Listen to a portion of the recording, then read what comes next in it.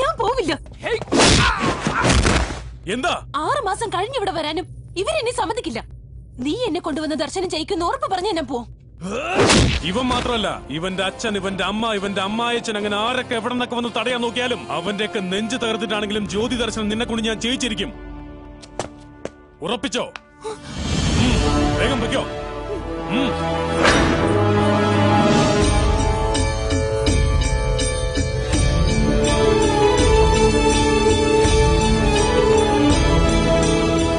अपना अपना नाम फूलों पर लिख दीजिए।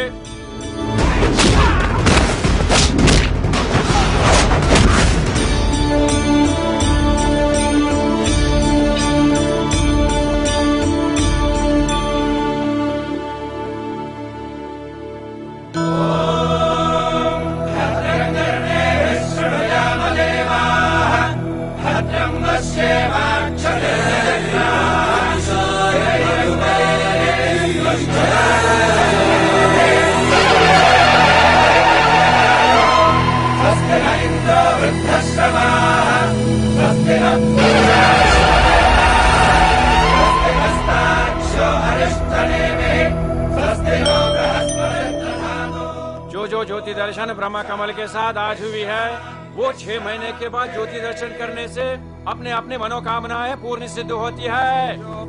पुष्पम वेद पुष्पवान प्रजावान पशुमान।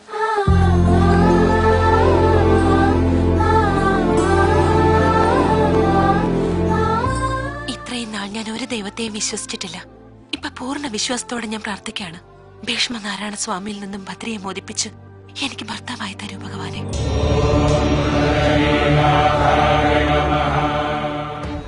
ഞാൻ ഇന്നോളം നിന്നോടൊന്നും ആവശ്യപ്പെട്ടിട്ടില്ല.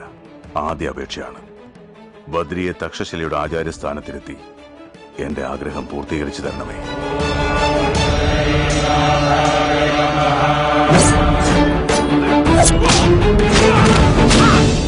ഇവനെ മനുഷ്യർക്കാർക്കും ഒന്നും ചെയ്യാൻ പറ്റില്ല. ഇവന്റെ ബലഹീനത ദൈവം മാത്രമാണ്.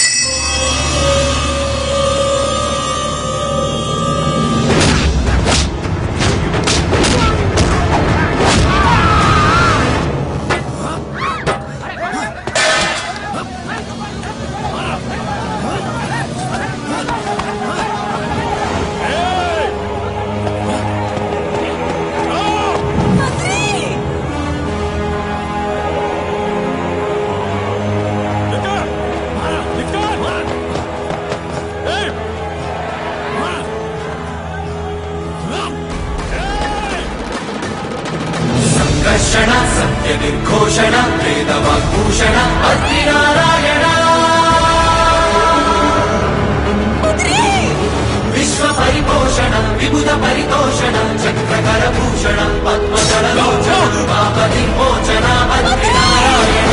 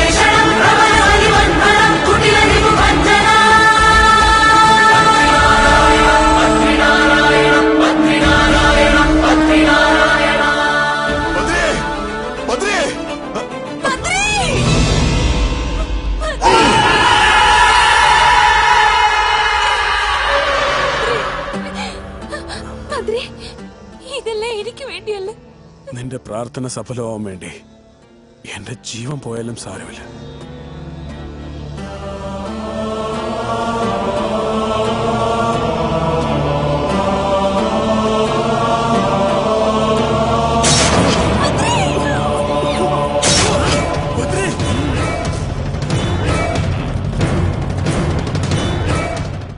തീർത്ഥാടനത്തിന് ബദ്രിനാഥിൽ വരുന്ന പെണ്ണുങ്ങളെ പ്രേമിക്കാൻ നോക്കുന്നോടാ.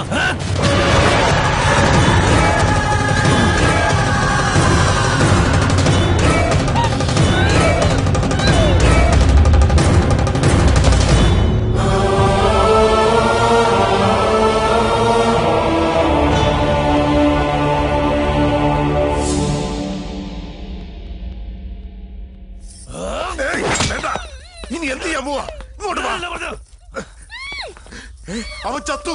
വാ വേഗം രക്ഷപ്പെടാം. പറയുന്ന കേൾക്ക്. വാ വരാൻ. ഇങ്ങോട്ട് വരാൻ. വരാനാ പറഞ്ഞത്.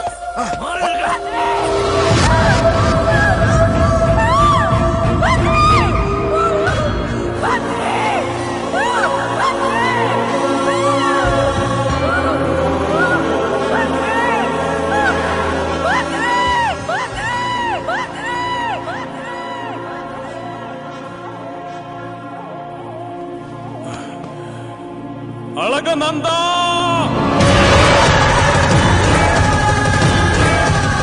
അളകനന്ദ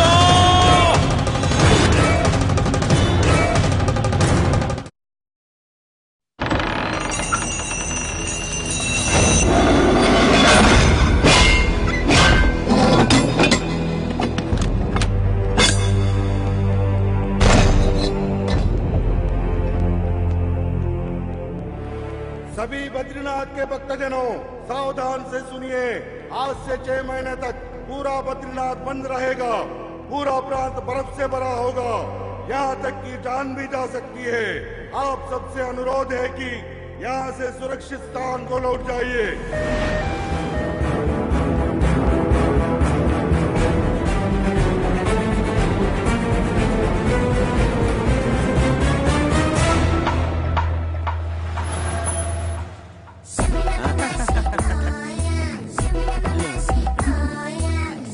ആഹാ സൂപ്പർ ആയിട്ടുണ്ട്. ഷൂസ് ഊരിക്കോ, തേഞ്ഞു പോകൂടാ. ഷൂസ് പിന്നെ ഇടാനുള്ളതല്ലേ? പർവ്വതം പോലുള്ള ശരീരം ഉണ്ടായിട്ടും ബുദ്ധി കടുകിലോളെ ഉള്ളലോടി. നമ്മൾ ഇവിടെ ഷൂസ് ഇട്ടോണ്ടാണോ നടക്കുന്നത് ഇടാതാണോ നടക്കുന്നത് നമ്മുടെ നാട്ടിൽ എങ്ങനെ അറിയാനടി? അച്ഛാ അങ്ങനെയാണെങ്കിൽ നമുക്ക് ഡ്രസ്സും കൂടെ അങ്ങ് ഊരിക്കളയാം. നമ്മുടെ നാട്ടിലുള്ളവർ നമ്മൾ ഇവിടെ ഡ്രസ് ഇട്ടോണ്ടാണോ ഡ്രസ് ഇടാതാണോ നടക്കുന്നതെന്ന് എങ്ങനെ അറിയാനാ? Super idea. താങ്ക് യു അച്ഛാ. എന്റെ അച്ഛന്റെ അസ്ഥികൾ ബ്രഹ്മകപാലത്തിൽ ഒഴുക്കാൻ വേണ്ടി ബദ്രീനാഥിലേക്ക് പോകുക. बद्रीनाथ बंद हो गया है, 6 महीने के बाद आ जाना। എന്ത് 6 മാസം കഴിഞ്ഞാൽ തുറക്കത്തുള്ളോ? അവിടെ ഞങ്ങൾ തിരിച്ചിട്ട് തന്നെ 6 മാസമായി. പോയിട്ട് ടക്കേന്ന് ഞങ്ങൾ ഇനി വരാം. वो सब कुछ हमें पता नहीं है। यहाँ 6 महीने के लिए बंद हो चुका है, वापस चले जाना। അയ്യോ പോയിട്ട് വരാനൊന്നും പറ്റില്ല. നമ്മൾ വരുന്ന വഴി ഒരു ടൗൺ കണ്ടില്ലേ, ലോഡ്ജിൽ എങ്ങാനും താമസിക്കാമെന്നേ. ലോഡ്ജ് ബില്ല് ആര് കൊടുക്കും? നിന്റെ അച്ഛൻ കൊടുക്കും. ഞാൻ നാട്ടിൽ ചെന്നിട്ട് വാങ്ങിത്തരാം. അച്ഛൻ ഇപ്പൊ ഇങ്ങോട്ട് വരാൻ പറ്റില്ലല്ലോ. അച്ഛാ ഒരു ബെസ്റ്റ് ഐഡിയ. മുത്തശ്ശനല്ലേ കാശ് തരുന്നത്, ബില്ല് എമൗണ്ട് ഇത്തിരി കൂട്ടി പറഞ്ഞ് മേടിക്കാലോ അച്ഛാ. മോനെ നീ സൂപ്പറാടാ. താങ്ക് യു അച്ഛാ. ഒന്നും മിണ്ടാതിരിക്കടാ, വാ ഇങ്ങോട്ട്. നിങ്ങളുടെ പിശുക്ക് സ്വഭാവം കണ്ട ഇവൻ ഇങ്ങനെ വഷളായത്. ദേ ബില്ല് കൊടുത്ത ഉടനെ നിന്റെ അച്ഛനോട് കാശ് തരാൻ പറയണം, ഇല്ലെങ്കിൽ അതിന്റെ സ്വഭാവം മാറുന്നത്. പേട്ട, തിരുവനന്തപുരം പേട്ട. ഞങ്ങള് പേട്ടേന്നാന്ന് എങ്ങനെ അറിഞ്ഞേ? നിങ്ങൾ പേട്ടയെന്ന് വരുന്നു. 2 ജോഡി ഷൂസ് ബാഗിനകത്തുണ്ട്. ലോഡ്ജിന് വേണ്ടി തപ്പി നടക്കുകയാണ്. ഇയാളെ കെട്ടിയതാണ് ജീവിതത്തിൽ അബദ്ധമായത്.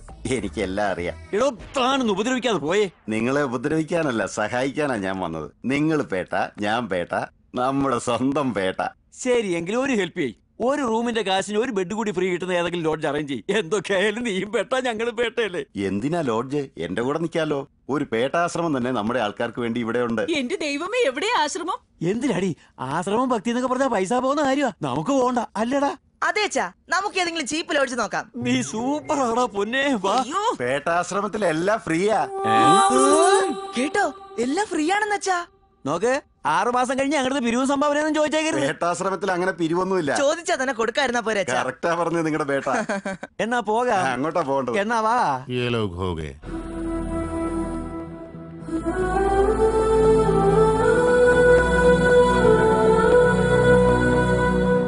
മോളെ അളകനന്ദാ, എല്ലാവരും മരിച്ചുപോയി എന്ന് വിശ്വസിക്കുന്ന ബദ്രി ജീവനോടുണ്ട് മോളെ. സത്യമാണോ മുത്തച്ഛ? അതെ മോളെ, ആ ബദ്രി തന്നെ നിന്നെ വിവാഹം കഴിക്കുള്ളൂ.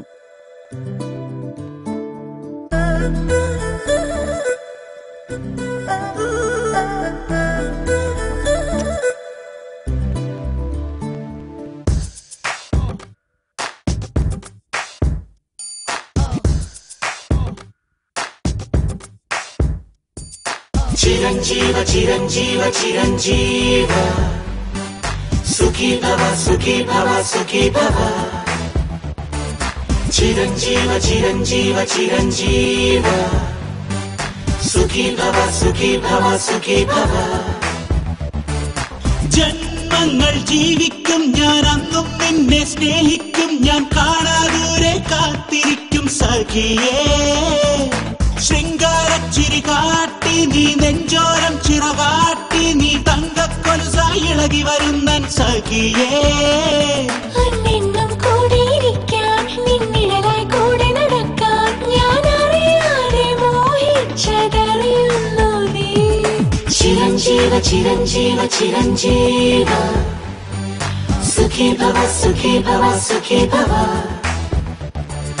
ചിരഞ്ജീവ ചിരഞ്ജീവ ചിരഞ്ജീവ സുഖി ഭവ സുഖി ഭവ സുഖി ഭവ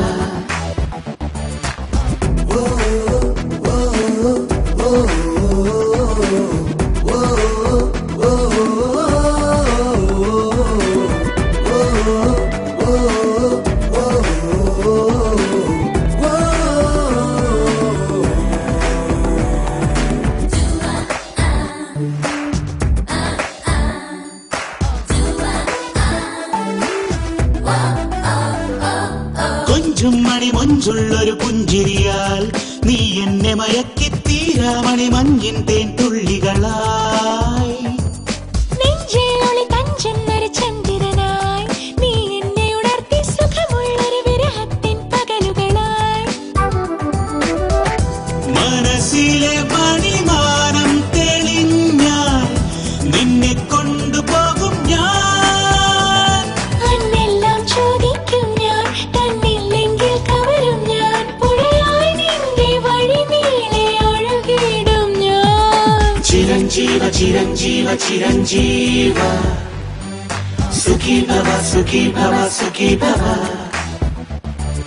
ജന്മങ്ങൾ ജീവിക്കും ഞാൻ അന്നും നിന്നെ സ്നേഹിക്കും ഞാൻ കാണാദൂരെ കാത്തിരിക്കും സഖിയേ ശൃംഗാരച്ചിരി കാട്ടി നീ നെഞ്ചോരം ചിറകാട്ടി നീ തങ്കക്കൊലുസായി ഇളകി വരുന്നൻ സഖിയേ ചിരഞ്ജീവ ചിരഞ്ജീവ ചിരഞ്ജീവ സുഖി ഭവ സുഖി ഭവ സുഖി ഭവ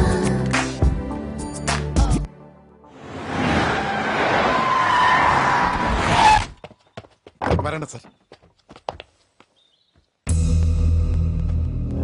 എന്റെ ഭാര്യയെ ജീവിതകാലം മുഴുവനും അപ്പച്ചി എന്ന് വിളിക്കാനുള്ള ഭാഗ്യം അളകനന്ദയ്ക്ക് കൊടുക്കാൻ വേണ്ടിയാണ് ഞാൻ വന്നത്.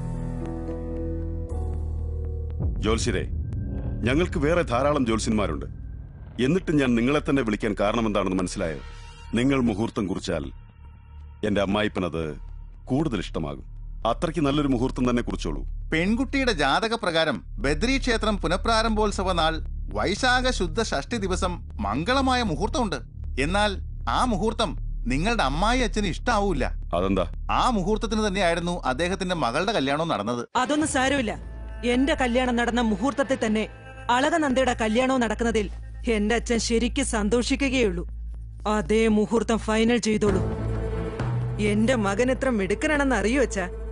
എന്റെ മനസ്സിലുള്ള ആഗ്രഹം സാധിച്ചു തരാൻ വേണ്ടി അളകനന്ദയുടെ മനസ്സിലുള്ള ആ ബദ്രിയെ കൊന്നു കളഞ്ഞു ഇവൻ.